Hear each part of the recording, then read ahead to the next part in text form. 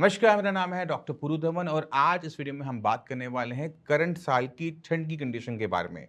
तो आज की डेट में अगर हम फोरकास्ट देखें कि इस बार ठंड कैसे पड़ने वाली है, तो हमें देखने को मिलता है कि इंडिया के अंदर बना हुआ है ला नीना इफेक्ट। अभी ला नीना क्या इफेक्ट होता है उसको समझने की कोशिश करते हैं। ये एक ऐसा वेदर कंडीशन होती है जहाँ पर जब मानसून बहुत अच्छा होता है, ज़रूरत से ज़्यादा होता है और इसके बाद ठंड बहुत ज़्यादा पड़ती है। अब आप सोच रहे होंगे कि बारिश का, ला नीना का किडनी से क्या लेना-देना?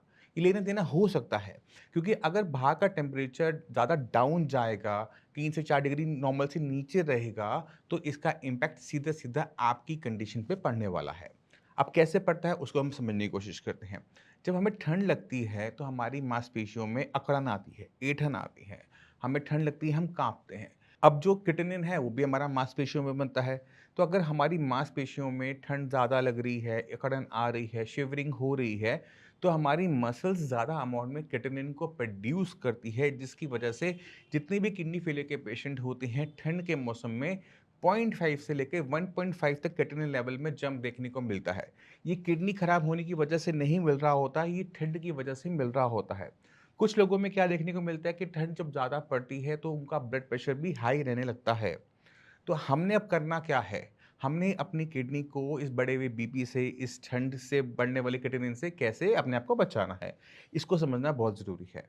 तो इसका जो इलाज है वो बहुत सिंपल है, आपने अपनी बॉडी को गर्म रखना है। आपकी बॉडी ठंडी हो रही है, गर्म हो रही है, उसके जो सिम्पटम्स हैं, उसकी जो निशानियाँ होती हैं, वो आपको सभी को पता होनी चाहिए। अगर आपकी हाथ की उँगलियाँ ठंडी पड़ रही हैं, छूने पे ठंडी हैं, तो आपको ठंड लग रही है। अगर आपकी बैक में दर्द है, अकड़न है, ऐंठन है, तो आपको ठंड लग रही है। तो जितने भी किडनी फेलियर के पेशेंट हैं, इस वीडियो को देख रहे हैं, मैं उनसे चाहता हूँ कि मौसम से थोड़ा-सा पहले अपने आप को प्री विंटर कपड़ों में ढकना शुरू कर दो। आपके हाथ-पैर थोड़े से गर्म रहने चाहिए। हल्का-फुल्का अगर पसीना आए, कोई दिक्कत नहीं है। फ़ैन चला के नहीं सोना है रात को।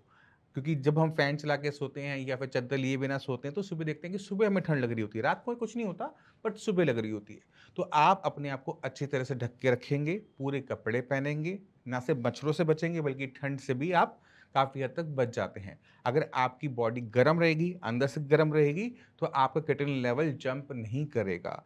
और अगर आपका केटोन लेवल जंप कर रहा है दिसंबर-जनवरी में, तो वहाँ पे परेशान होने की ज़रूरत नहीं है। वहाँ सिर्फ केटोनिन के लेवल को मत देखना, साथ में यूरिया के लेवल भी देखना, क्योंकि ठंड का असर यूरिया पे नहीं पड़ता। अगर यूरिया आपका स्टेबल है, नीचे की तरफ जा रहा है, क्रिएटिनिन ऊपर की तरफ जा रहा है, तो आप ये मान के चलो कि ये जो आपका क्रिएटिनिन जंप हुआ है, बिना यूरिया के जंप के, वो ठंड की वजह से हो सकता है। कुछ चीज़ें और होती हैं जो ठंड में हमें ज़्यादा देखने को मिलती हैं, जिसकी वजह से क्रिएटिनिन जंप होता है, उसमें सबसे ऊपर आता है फ्लू। सर्दी, खाँसी, जुकाम एक कॉमन दिक्कत होती है जो ठंड में होती है। कोल्ड एंड कफ बहुत जल्दी हो जाता है। अगर आपको कोल्ड एंड कफ हो रहा है, सर्दी, खाँसी, जुकाम है, तो भी आपका क्रिएटिनिन लेवल जंप करेगा। इस चीज़ का आपने ध्यान रखना है। और अगर आपको फ़ीवर आता है, तो फ़ीवर आने के बाद कम से कम 15-20 दिन तक आपने कोई टेस्ट नहीं करवाना है, क्योंकि अगर आपको फ़ीवर आया है, तो आपके मान के चलो कि आपके लेवल जो हैं 2 पॉइंट तक, 3 पॉइंट तक जंप कर जाते हैं, जो बी फ़ीवर जाने के बाद 15 दिन में अपने आप सबसाइड करके नॉर्मल लेवल्स पे वापस आ जाते हैं। इसी वजह से फ़ीवर जाने के बाद 15 दिन तक टेस्ट को आपने अवॉइड करना है। इससे क्या होगा कि आपको बेकार की टेंशन्स नहीं होंगी, अननेसेसरी आप पज़ल नहीं होगे कि मेरा क्रिएटिनिन लेवल क्यों जंप कर रहा है। तो ये छोटी-छोटी चीज़ें होती हैं जिसको हमें ध्यान में रखना होता है विंटर्स के अंदर। खाना हमने पूरा खाना होता है, क्योंकि कुछ पेशेंट ऐसे होते हैं जो खाना कम खा रहे होते हैं। अगर आप खाना कम खाओगे तो भी आपको ठंड ज़्यादा लगेगी, क्योंकि बॉडी अपनी हीट आपके खाने को बर्न करके, आपके फैट को बर्न करके ही जनरेट करती है। अगर आपने खाना कम खा रखा है, आप बहुत कमज़ोर हो रहे हो, तो आप ये मान के चलो कि आप ठंड से कॉप अप नहीं कर पाओगे। तो फूड का इंटेक अच्छा रखना है, हेल्दी रखना है। जो चीज़ें आपको मना की गई हैं, जो पहले बताई गई हैं, उनका ध्यान रखते हुए आपने फूड का इंटेक अच्छी अमाउंट में करना है। अगर आपका वेट लूज़ हो रहा है, वेट लॉस कर रहे हैं आप, अननोन रीज़न से आपका खाना-पीना बदल गया शायद इस वजह से, तो उसको अब आपको रोकने की ज़रूरत है, क्योंकि ठंड को पार करना किसी भी किडनी फेल पेशेंट के लिए बहुत मुश्किल होता है।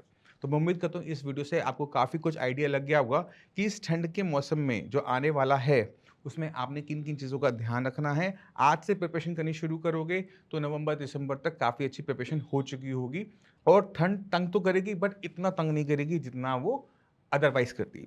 तो मैं उम्मीद करता हूँ इस वीडियो से काफ़ी कुछ सीख गए, फिर भी माइंड में कोई भी डाउट हो, कुछ भी पूछना हो, मोस्ट वेलकम है। आप आके भी मिल सकते हो, डॉक्टर की पूरी टीम है, उनसे भी बात कर सकते हो। इसी के साथ आप सभी से मैं चलने की आज्ञा चाहूँगा, मिलते हैं अगली वीडियो में, तब तक के लिए नमस्कार।